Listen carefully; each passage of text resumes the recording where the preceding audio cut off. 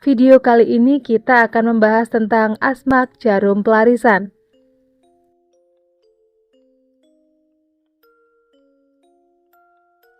Menjadi kaya raya adalah impian setiap orang.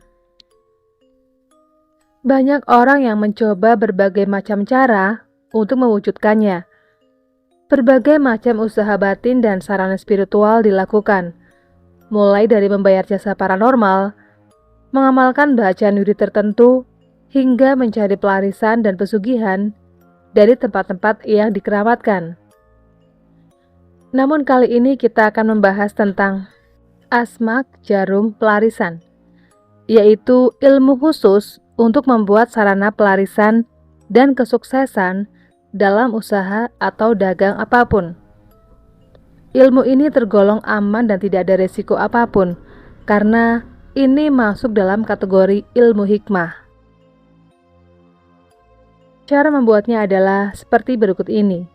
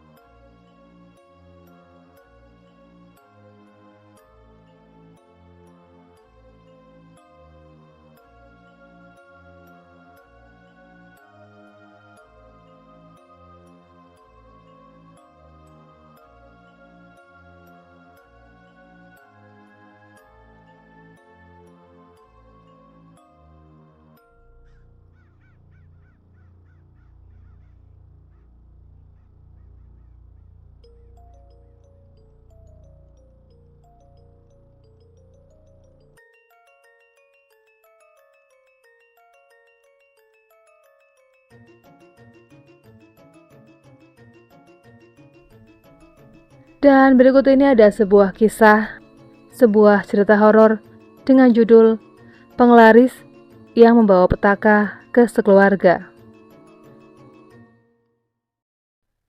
Langit mendung masih saja membuat siang terasa sepi dan hujan turun kian deras.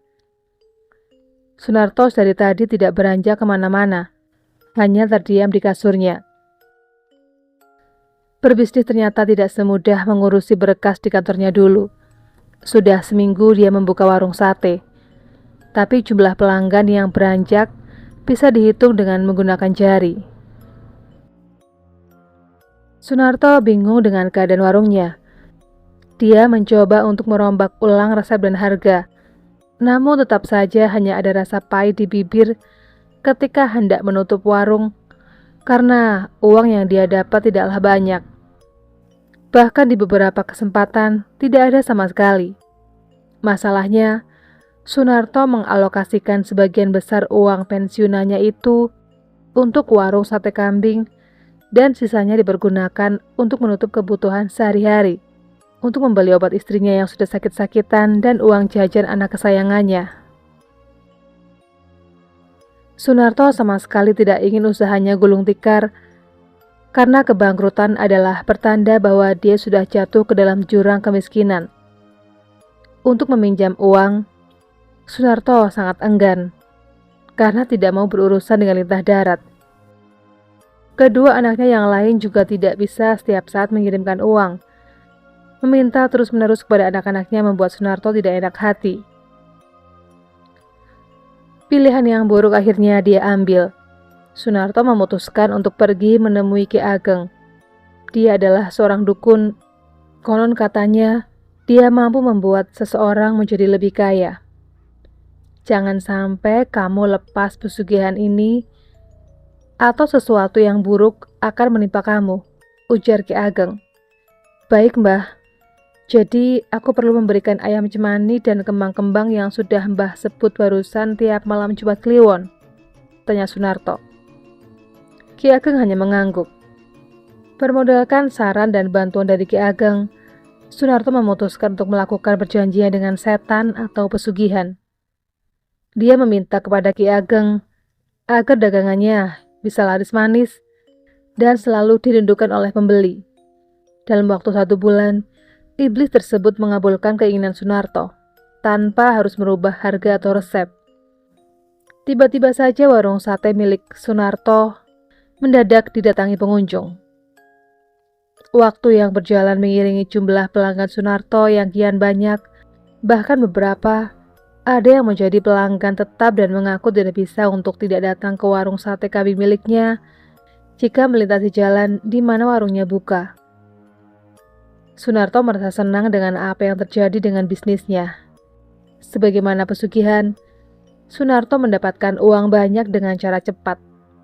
Istrinya bisa dibawa ke rumah sakit yang bagus di kota, serta mendapatkan penanganan yang terbaik, dan anak bungsunya bisa jajan dan menikmati hidup yang lebih makmur.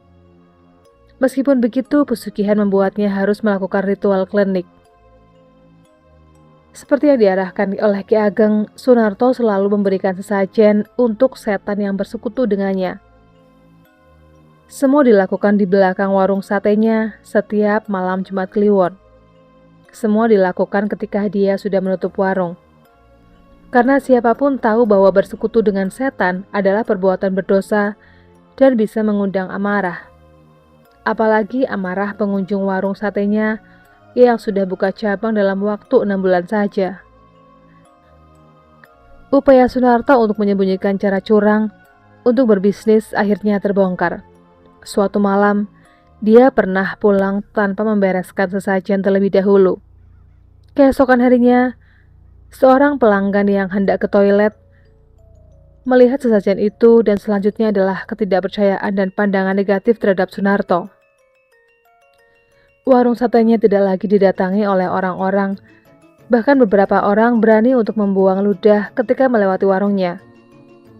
Kabar bahwa Sunarto melakukan pesugihan sudah tersebar luas dan pada akhirnya sampai ke telinga Sunarto. Akibat sudah terendus, Sunarto lebih berhati-hati dalam menyajikan sesajen. Kehati-hatian ini kemudian malah membuat Sunarto